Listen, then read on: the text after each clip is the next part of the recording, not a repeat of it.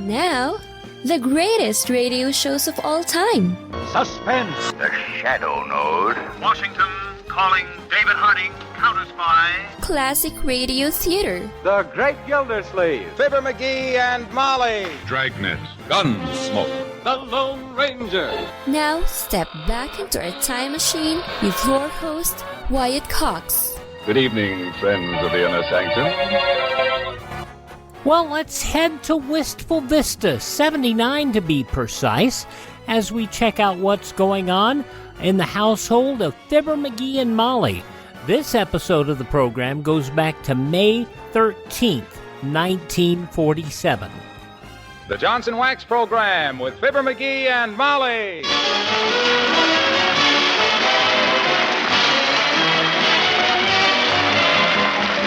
The makers of Johnson's Wax Products for Home and Industry present Fibber McGee and Molly with Bill Thompson, Gail Gordon, Arthur Q. Bryan, Gene Carroll, and me, Harlow Wilcox. The script is by Don Quinn and Phil Leslie. Music by the King's Men and Billy Mills Orchestra.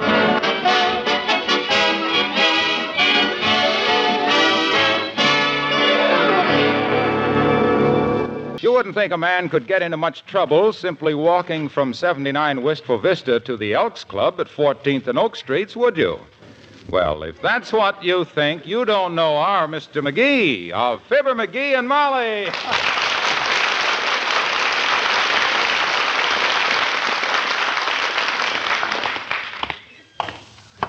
Oh, I had a Cocker Spaniel, and her name was Little Nellie. Used to roll upon her back so we could scratch her on the stomach.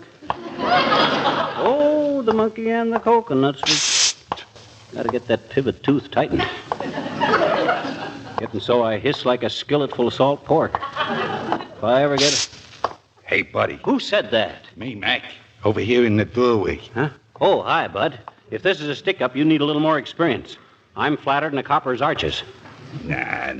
This ain't no stick-up, pal. I want to do you a favor. A likely story. Guys, don't stop guys in doorways to do guys favors. You think I just come in from Peoria on a load of hay or something? Not you, brother. I know a city man when I see one. And what I got here wouldn't interest no yokels. What do you mean? What do you got? And if you're going to try and sell me a genuine sable coat that you smuggled out of Russia in a bucket of borscht, you're barking up the wrong citizen. Look, Mac, that hot fur stuff is strictly a racket, see? This is legit. Come here. I don't want to broadcast this. Okay, but I know. I've been waiting here all morning for some guy to come past that looks like he knew a real hand-woven Irish tweed when he seen it. Irish tweed? Yeah. Hand-woven? Yeah. No kidding. 3 bolts of the finest homespun Irish tweed that ever come out of Donegal, pal. Frankly, I smuggled it in, see? In that case, include me out, Bud. Smuggling is illegal. It's cheating the government. Look, Mac, leave us be logical. Who is the government? The government is the people. Who is the people? Me and you. If we cheat ourselves, who cares? I got 3 bolts of Irish tweed you can have for peanuts. Me mother needs the money. Where you got it? Down the alley in an empty rubbish can. Come on, let me show you. This is the greatest bargain.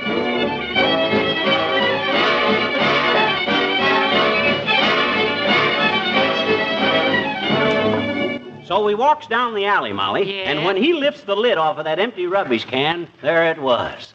3 bolts of the most beautiful Irish tweed you ever scratched your fingers on. Look at it. Hand-woven. Mm-hmm.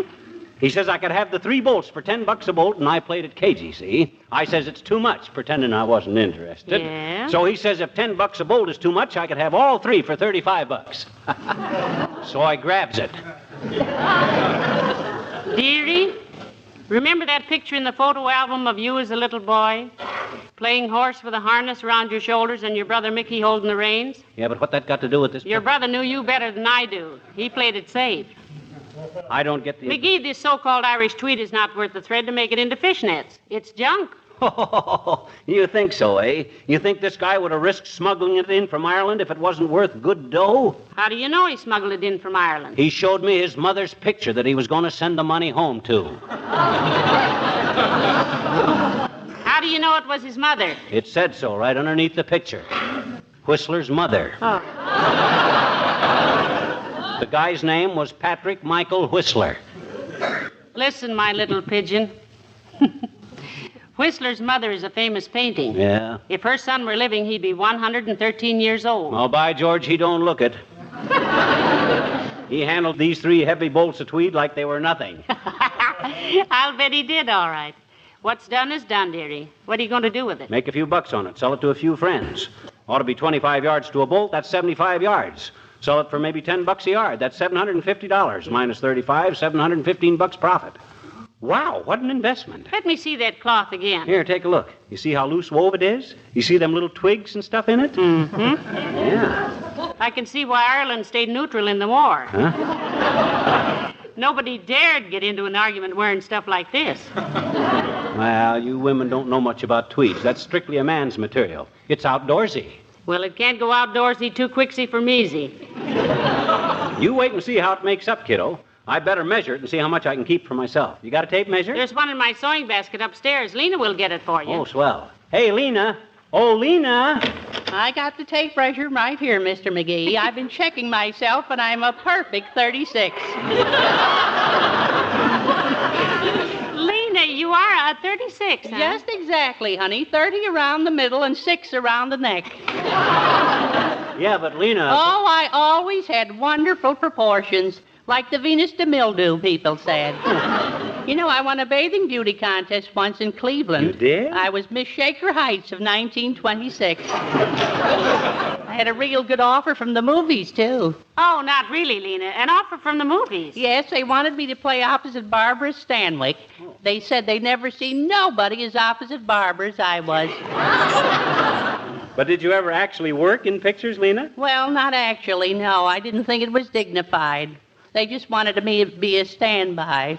Stand in. Yes, a stand-in. But that's not undignified, Lena. Lots of stand-ins have become stars, you know. Well, I wouldn't have, honey. They wanted me to stand in for a horse in the Skip-Along Hassity picture. Gosh, and I knew I'd never get to be a horse.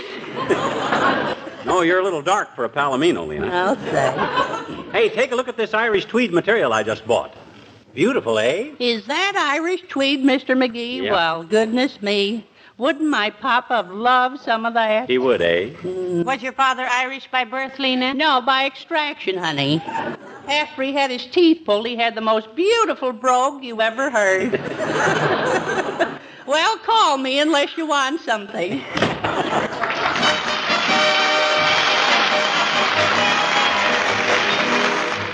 May 13th, 1947, Fibber McGee and Molly on Classic Radio Theater with Wyatt Cox. Let's get back to the McGees and find out what McGee is going to do with this genuine Irish tweed. Fibber McGee and Molly on Classic Radio Theater with Wyatt Cox, May 13th, 1947. Hey, Molly, I just measured this cloth. It's only 60 yards, but at $10 a yard, that's $600. You know, the cloth I got from the guy in the alley? Yeah. Not bad for a morning's work, eh? Look, dearie, 60 yards of cloth will make an awful lot of suits. And in this case, I do mean awful. But what makes you think anybody will buy it? Because my friends know clothes, that's why. Take Wilcox, for instance, snappiest dresser in town. He'll knock me down to get 4 yards of this tweed. He'd probably knock you down for just suggesting it. And Doc Gamble, now there's a guy who really needs a new suit. He always looked like he'd got dressed in the wrong upper berth with the train pulling in. I don't know, McGee. He goes to the best tailors in town. Yeah, he goes there, and you know what? They give him a 25% discount if they don't have to put their labels in his coats. That guy could get 9 fittings on a $300 suit, put it on, and get pinched for vagrancy outside the shop. Why, if he ever... Come in. Well, heavenly days, it's the good doctor himself. Come in, doctor. Thank you, my dear. Hello, Bucklewart. You look well pleased with yourself today. You must have had faultless in the Prinkness. No. No, he got tweeds in the alley, doctor. I beg your pardon? Tell me something, Cebu. Cebu? Elephant boy. I don't like to get personal, but did you see the Prinkness? I don't like to get personal, but how much did the upholsterer blackmail you for that slipcover you're wearing? He doesn't like to get personal, he says. Oh, that's all right, my dear. I see so much politeness in the course of my professional day that his vulgarity is rather refreshing. Thank you. What was the question again? Gargantua? Gargantua. That wasn't in the Preakness. I was asking, my dear Medico, what you had to lay on the line for that double-breasted awning you got on. That beach umbrella with sleeves. I think that's a very handsome suit, McGee. Needs a little pressing, perhaps, but nice material. Frankly, my boy, it's none of your business. But this suit set me back $150. It has a concealed pocket in the vest where I carry a loaded revolver. So if you have any more insulting questions, I suggest you precede them with a brief prayer. I'm not being insulting, Fatso. I'm going to do you a favor. That's what Hitler said just before he marched into Poland. Well, show him the goods, dearie, and then jump back. Goods? Take a gander at this bolt of hand-woven Irish tweed, Docky. Imagine yourself in the Easter parade wearing a suit made of that. In the Preakness? Yeah. Why, you'd have every rich millionaire in town breaking his leg so he could get to know you. Mm-hmm. Irish tweed, you say? Yeah. Yeah, they made it strictly for export, Doctor. A proud people, the Irish. I see what you mean. Where'd you get it, Sonny? He bought it from a man in a doorway. From a guy that smuggled it in, butcher boy. Going to sell it at a sacrifice to a few close friends. And I haven't got a friend that's any closer than you are. $10 a yard, Doctor. I'll take 3 yards. What? You will? You mean you really like this material, Doctor? For my purpose, it's perfect. You see, I frequently have calls late at night. Have to drive out into the country. Bad weather, bad roads. Oh, I get it. You want a material that's warm and wears good, eh? No, when I get stuck in the mud, I like to have something to throw under the wheel. Send it over to me anytime, McGee. Good day.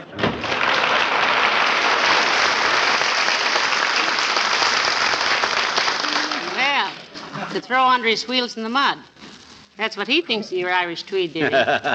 Don't kid yourself, Snooky. He just says that so I wouldn't raise the price when I seen he wanted it. Hey, I better pull down the window shade so the sun don't fade this stuff. You know, some of these high-class materials are like... that dad-ratted window shade. I gotta fix that thing one of these days. There's no hurry, dearie. I've stopped leaping 3 feet every time it goes up. Yeah. Now I just twitch a little. Well, I'll stop at the hardware store sometime and get... Hello, folks. Remember me, the man who sells the stuff to raise the dough to buy the time to put you on so I can come in and sell the stuff? Hello, Mr. Wilcox. You're just the guy I wanted to see, Junior. You're one of the few fellows around here who knows good material. Yes, and I want to talk to you about that. If you can't get me out on a laugh once in a while, Racine will start thinking I'm No, Mr. Wilcox. He means clothing material, not comedy material. Although on second thought, maybe it is. You know a good Irish tweed when you see it, Junior? Sure. What's that got to do with it, McGee? What do you mean, what's that got to do with it? This is a fine tweed. Here, Junior, take a look at this bolt of cloth. What is it? A good question. Boy, this is the finest Irish tweed ever brung, ever imported out of Ireland. Close your eyes and smell that material, Junior. It's got the very fragrance of old Ireland. Well, I don't know if Can't you just picture those happy weavers singing Meet Me in the Garden Where the Praties Grow? As the mist rises over the peat bogs and the wet smacks of tourists kissing the Blarney Stone come wafting across the River Shannon, and the little people picking shamrocks on the road to County Clare, and the pretty spalpeens lacing up their shillelaghs for a game of morning in the bright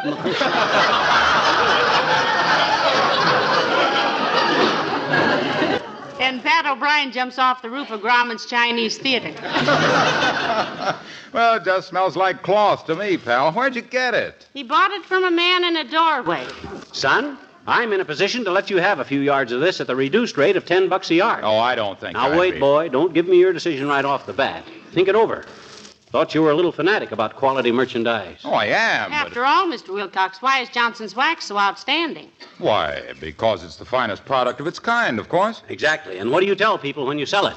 Why, simply say that Johnson's wax is the finest wax polish that money can buy. I tell them it's a delight to the proud housekeeper, that it keeps floors, furniture, and woodwork bright, spotless, and gleaming, that it protects, beautifies, and preserves. That it makes a house a home and makes every shining surface reflect hospitality. That's what McGee means, Mr. Wilcox. Appearance is so important. Certainly. First impressions are lasting impressions. You go into a home that uses Johnson's wax, and you immediately get the impression of healthful cleanliness. Absolutely. Therefore, a coat made of this Irish tweed... I always say that Johnson's wax is the coat of armor that guards against dust and dirt and dampness. Yeah, but this tweed material is... For all wood and enamel surfaces, Johnson's wax is a must. The best housekeepers have used it for generations. How many pounds do you want? Better give us half a dozen, eh, Molly? Oh, at least. Okay, yeah. I'll have Kramer's drugstore send them over first thing tomorrow. Thanks very much. Not at all, Waxy. Glad you told us about it. Come in again. I will. So long.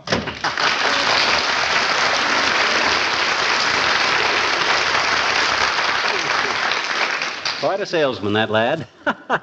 He makes Johnson's wax sound so good. Hey, I was trying to sell him something. Well, he out-talked you, dearie. You were up against a professional there. Yeah. Well, I've got to go upstairs and sort the laundry. Lunch will be ready in about a half an hour. Okay, Tootsie. There goes a good kid. She thinks I got rooked with this Irish tweed, but who knows best about materials? Her or me? Don't answer that, McGee, because... Come in. Hi, mister. Oh, hi, Teeny. Well, what you all dressed up for? Well, I'm going to the circus, I betcha. My daddy's taking me. He is, eh? And I says he is, eh? Is what? Taking you to the circus. Who? Your daddy. I know it. He's taking me and Willie Tubes. Okay. You like circuses? Sure I do, I betcha. I think circuses are more fun than anything. Yeah.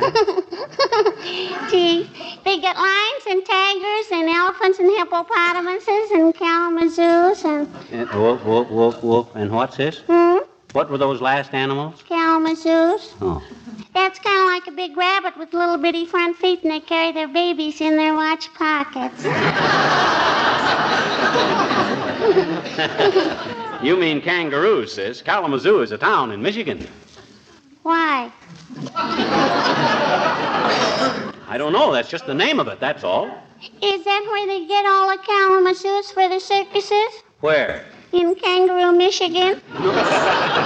Look, sis, they don't get kangaroos in Kalamazoo. They get Kalamazoos in Australia. I mean, that's where they get kangaroos. Well, why don't they get them in Michigan? That's closer, I betcha. Because they come from Australia. That's the only place they have them. Except Michigan, huh? No, they don't have them in Michigan. That's Kalamazoo. You ever see one, mister? See what? A Kalamazoo? Certainly. When I was in vaudeville, they had boxing Kalamazoos. Had boxing gloves on their hind feet. I remember one time we were playing Kangaroo, Michigan, and the count... Now, wait a minute. No. Look, you better run along, sis.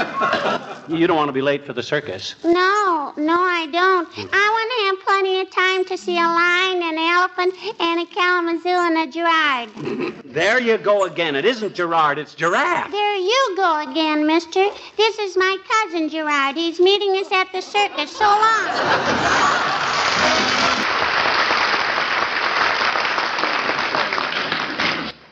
It was nice of you to drop in, Mr. Wimple. Thank you, Mrs. McGee.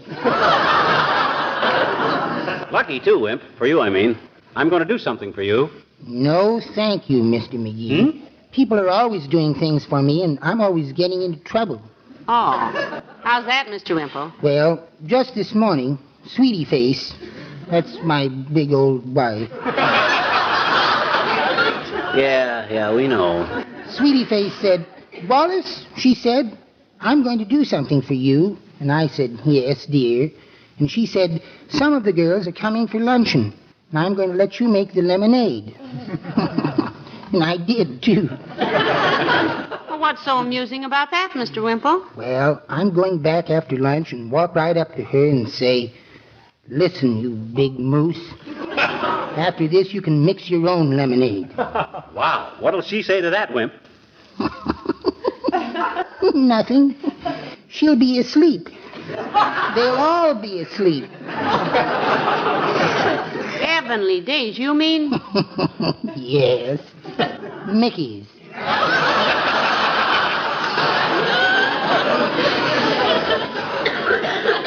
Well, look, Wimp, I got 3 bolts of genuine hand-woven Irish tweed here that I bought. From a man in a doorway. Yeah. You know anything about good Irish tweed, Wimp?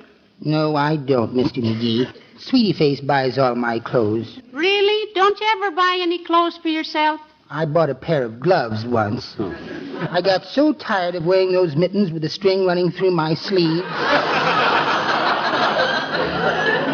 What happened when Sweetie Face found that out, Wimp? Oh, she just had a tantrum, Mr. McGee. Yeah. She snatched my bird book out of my hand and hit me on the head with it. Your what, Mr. Wimple? My bird book. You see, I had been reading about the silver-crested whickey of Pennsylvania, which builds plumbing into its nest with soda straws. And then when Sweetie... May I come in? You are in, Wimp. That's somebody else. Oh, excuse me. May 13th, 1947, Fibber McGee and Molly on Classic Radio Theater with Wyatt Cox. The conclusion follows these important messages from your favorite radio station.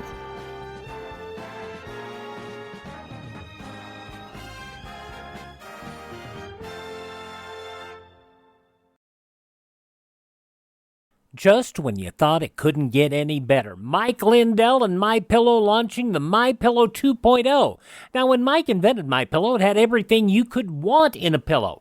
Now, nearly 20 years later, he's discovered a new technology that makes MyPillow even better. Of course, the patented adjustable fill of the original MyPillow, but now with brand new fabric with a temperature-regulating thread, it's the softest, smoothest, and coolest pillow you'll ever own. Say goodbye to tossing and turning and flipping your pillow over in the middle of the night. And more great news on the MyPillow 2.0 buy one, get one free offer with my promo code Wyatt.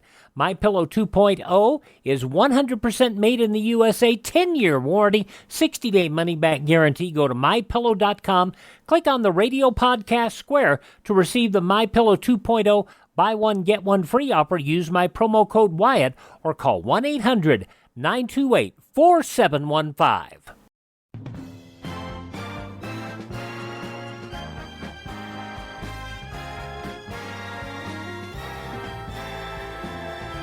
Thanks for tuning in to Classic Radio Theater with Wyatt Cox. Now the conclusion of Fibber McGee and Molly, May 13th, 1947. Sure, Mr. Wimple. Come in. My gosh, Latrivia. Hi, Latrivia. Hello, Mr. Mayor. Hello, Molly. Hello, McGee. And Wallace. Good day, Your Honor.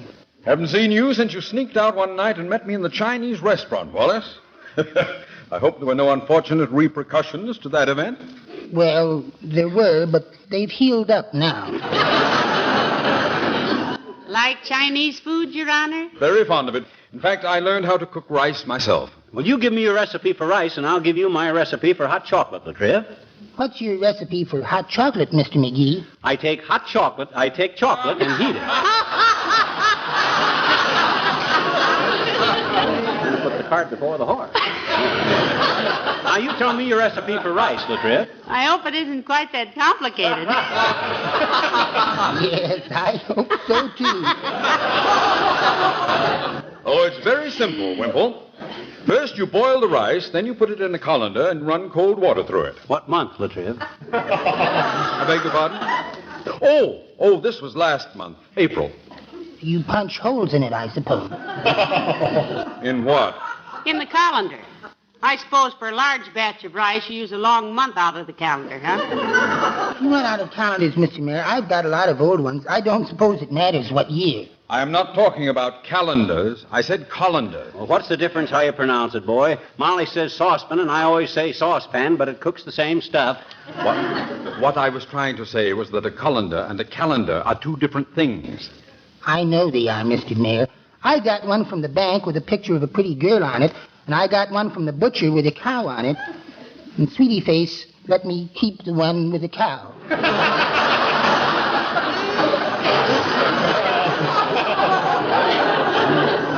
Look, when I said colander, I didn't mean I cooked the goose.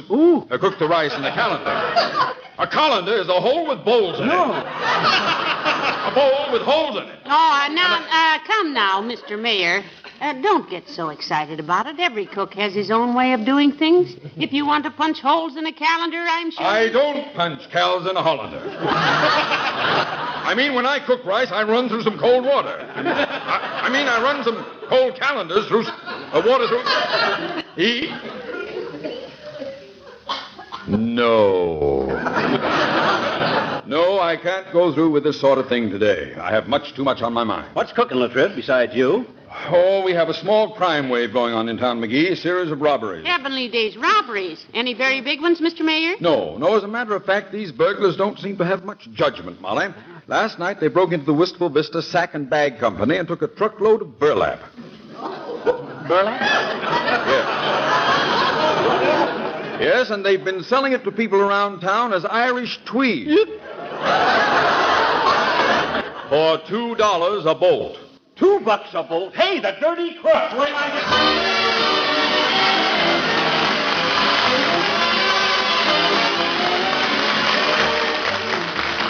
Tell me, how does your car look? Be honest now. Is it a good deal dirtier and gloomier looking than you'd like it to be? If it is, I think I know the reason. Whoever does the car polishing in your house is waiting for an easy way to do the job. Well, sir, you needn't wait a day longer. The easy way to polish your car is here, and it's called Johnson's Car New. Even if you searched the whole country, you wouldn't find a car polish that's easier to use than Car New. You see, Johnson's Car New is a liquid that both cleans and polishes your car in one quick application. Here are the simple directions. You apply Car New, rubbing just enough to loosen the road grime, and let it dry to a white powder. Then you wipe this powder off. All the dirt and road grime disappear. And take it from me, the shine on your car does your heart good. Why not try easy to use Johnson's Car New? It's wonderful. One quick application, and you'll have a clean, sparkling car that's a joy to drive.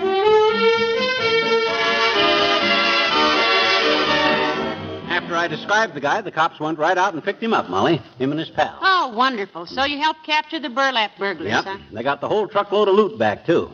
And you know what I'm going to do with the reward? Reward? Yep. I'm going to give it all to you, kiddo. You've been a good kid. You've been wanting new drapes for the living room, and this reward will come in handy. Oh, McGee, you darling. How much is it? 10 bolts. Oh, good night, all. This is Harlow Wilcox speaking for the makers of Johnson Wax products for home and industry, inviting you to be with us again next Tuesday night. Good night. Burlap Drapes, May 13th, 1947. Fibber McGee and Molly here on Classic Radio Theater with Wyatt Cox. Classic Radio Theater on your favorite station. Well, Claudia and David are still spending some time away from the farm. They're still in New York City. Let's check in on what was going on in the household of Claudia as it was originally broadcast May 13th, 1948. Your Coca-Cola bottler presents Claudia, based on the famous play and novels by Rose Franken. Brought to you transcribed Monday through Friday by your friendly neighbor who bottles Coca-Cola. Relax, and while you're listening, refresh yourself. Have a Coke. And now, Claudia. Will that be all, Mr. David? Thank you. That's fine, Watson. Mrs. Norton, was everything satisfactory? Everything was perfect, Watson. Dinner was delicious, thank you. Not at all. I suppose you're looking forward to Mr. Hartley's coming back from England, Watson. Oh, yes, indeed, sir. The house is very empty without Mr. and Mrs. Norton. Such a big house, it's empty even with. If you will forgive me, how much longer will you be in town, Mr. David? Well, we're planning to go back up to Connecticut tomorrow afternoon. Indeed. I'm very sorry to hear that. It's been such a pleasant time with you and Mrs. Norton staying here. We've loved it too, Watson. Breakfast as usual? Yes, as usual. I'll tell cook. Have a pleasant evening, Mr. David. Thank you, Watson. Oh, I'm so full of candlesticks and finger bowls, I'll never be able to eat again. Till an hour from now. David, why do you think food tastes so much more tasty off of a gold filigree plate? It's the aristocrat in you. Oh, rubbish. It's the tomato soup and squab and baked Alaska and me. Oh, so you approve of Julia's cuisine. Oh, that's a fancy word for cooking. It was a fancy dinner. Could you eat fancy like that all the time? Oh, it's a grim thought, isn't it? Why, it's stuffy in the dining room. Let's open some windows, And let all the nice, clean New York dust in all over Julia's Chippendale. Listen, I've an even better idea. Let's go out into the nice, clean dust. Let's take a walk. I thought we were going to discuss going to the theater. Let's discuss it while we walk. I think I know what this means, but come on. All right. Do you think you'll need a coat? Oh, from the sublime to the ridiculous. Of course I don't need a coat. It's warm as toast out. You're still sure you don't want a coat? The toast I usually get isn't very warm. Very funny. 3 days of living at Julian Hartley's and you're spoiled. Like an overripe pear. Exactly. 3 days and you're no longer the same sweet, easy-go-lucky man that I married. In the dear dead days beyond recall. Oh, it's so nice out. Still a little light. I'll tell you one thing, David. I certainly hope it isn't as nice an evening in Connecticut. It's raining in Connecticut. How do you know? I arranged it. You did? Exactly. So you wouldn't feel cheated. Oh, you're so smart. And so I wouldn't feel cheated, too. Must be nice in Connecticut tonight. I just told you it was raining. Well, if it weren't raining, it would be nice. It'd still be light in the sky. All the birds would be singing, and Mr. Tucker's rooster would be crowing. You know that rooster crows all day and all night. Mm-hmm. Just exactly like somebody else I know. I am ignoring you. Go ahead. Eastbrook's nice. I miss it. It's nice here, too. I'll admit it. I've had fun being in New York. It's fun, and it's nice anywhere with you. That's a sweet thing to say. I wish I'd said that. You can. Next time. Remind me. And in spite of that, New York is one place the more I don't live in, the better I like it. Oh, I wish I'd said that, too. You know, I never thought I could live anywhere but in New York. Right here, right in the middle of all the traffic and commotion and bustle. I thought if I lived in the country, I'd feel far away from things and lonesome. Well, don't you? Anywhere is nice and fun with you and never lonesome. You see, I did say it. And I meant it. You better had. Honestly, David, when you're two, it's fun anywhere. In other words, it's not the country that's so nice, it's us in the country. Conceited, but true. But it's nicer in Eastbrook anyway. So much nicer than Julia and Hartley's house. Say, where are we walking on this nice evening? Just down the street a ways. Not too far. Not too near. Oh, there goes a new car. Oh, isn't it beautiful? Just me and my girl walking down the street. David, listen. Wouldn't you hate to be just one? All alone? Well, even Eastbrook wouldn't be nice if you were just one, would it? No place would be. Anymore, especially Eastbrook. Maybe especially New York, too. Darling, do you know that if we turn down this block, and then we walk, about a half a block north, we'll be right in front of Mother's?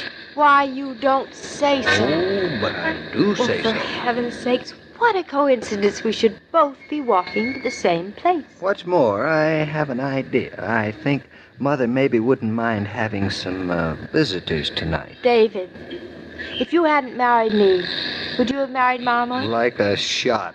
I think you would have. That's one of the reasons I love you. Darling, Mama hasn't had much time to be lonesome. I know. That's why when she is lonesome, it must feel twice as bad. Oh, I'm glad she's coming back to Connecticut with us tomorrow. Oh, so am I. We'll take Solomon along, too, won't we? Solomon? That old parrot? Well, he'll be lonesome if we don't. He'll get blue. Blue? He's a green parrot. Well, he turns blue when he's lonesome. Oh, yeah. How do you know? He told me. Oh. Hey, it's perfect our going up to Mama's because you can help her pack. Pack? Yes. Uh-oh. A little hard work won't hurt you at all. After all, you're a man. There are times when you seem to take great delight in reminding me.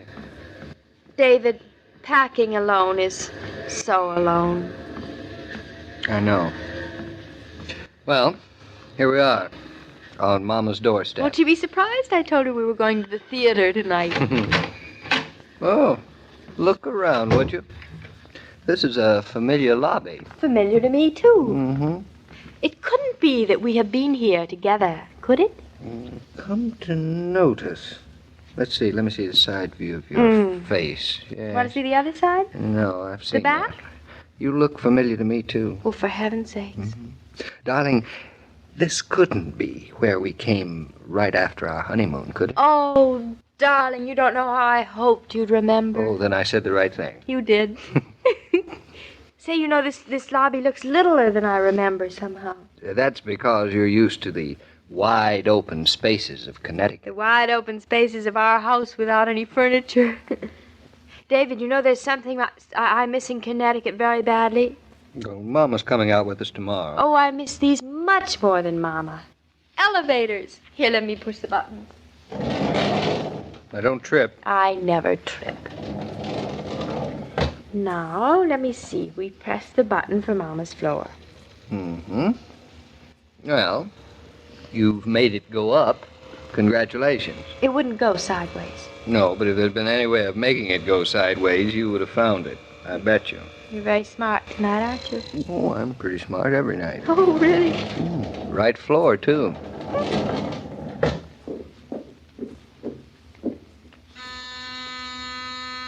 Oh, I hear somebody moving. Mama's home, I can hear her. You don't tell me. I do. I bet you'll be surprised to see us. Well, a modest bet. Hello. I thought it was you. Oh, I lose my bet. Well, that'll teach you to be such a gambler, Claudia. Hello, Mother. What are you doing here? Why aren't you at the theater? Well, aren't you even going to invite us in? Oh, this comes from living in an apartment house without a doorman. Anyone can ring the bell. David, she has just called us. Anyone. Well, wait till we get her up in Connecticut, Claudia. We'll teach her some manners. Certainly will. I'm looking forward to that. You don't have to get huffy. We just came to see the parrot. Yeah. Solomon's invited us in. Very vulgar, that bird. Very democratic. Hello, Solomon. Say something, old boy. Why is it that whenever you ask them to talk, they say absolutely nothing? Who? Parrots. Maybe he's not happy to see you. But, Solomon, you're not happy to see us? It's the middle of the night, and you gave us no warning. Solomon and I were in the middle of a very pleasant conversation. Middle of the night? It's 9 o'clock. Solomon must be a very dull bird. Say, you're not a very good housekeeper, Mrs. Brown. This room looks a mess. Even Claudia keeps a better house than this. I can see we're going to have to teach her an awful lot of things, David. It might interest you, too, that I'm in the middle of packing. Oh, packing. That's her excuse. Are you going someplace? I was going up to Connecticut tomorrow to visit some poor relatives, but I think I might change my mind. Hello, poor relatives. What do you know? Claudia, she may change her mind. No such luck. Well, since you're here, I guess I might as well sit down. You know, darling, I wouldn't be a bit surprised if your mother is really glad to see us in spite of what she's saying. You really think that's possible? Well, barely, I admit, but possible. Impossible. Go on, David. You ask. Now, Claudia, stop pinching me. Pinching. Mother, how would you like some help packing? Could be. Later. Claudia, your mother's mellowing. She said we could help. Sweet, isn't she? Oh. Say, darling, listen, I have an idea. This will be good. What do you say we don't go back to Julia and Hartley's? But we promised the butler we would. And a promise to a butler is a promise indeed. Are you suggesting, Mrs. Norton, that we spend the night in a hotel? Well, I know someone who has an apartment.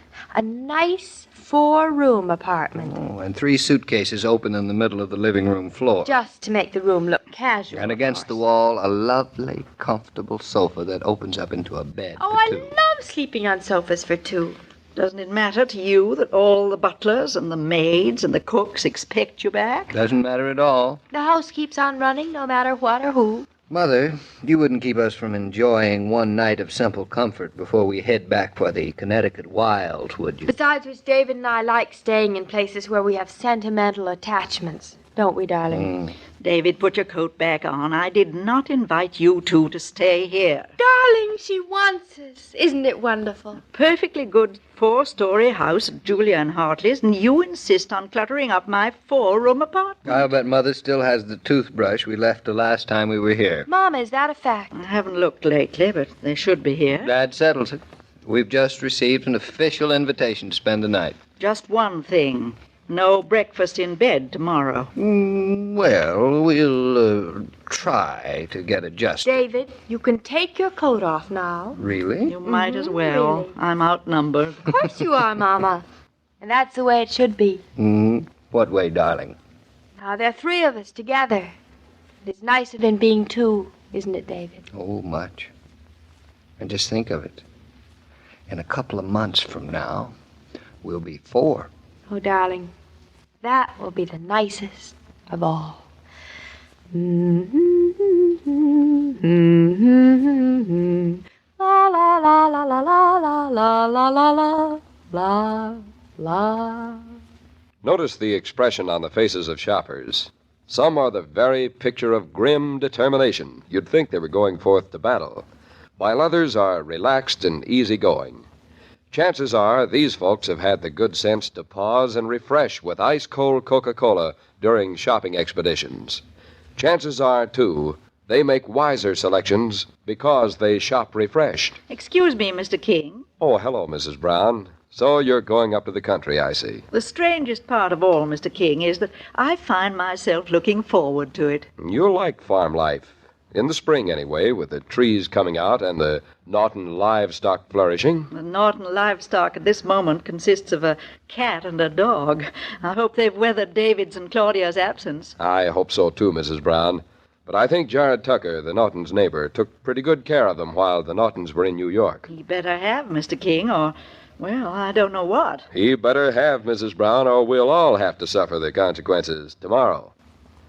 And as I was saying, every day, Monday through Friday, Claudia comes to you transcribed with the best wishes of your friendly neighbor who bottles Coca-Cola.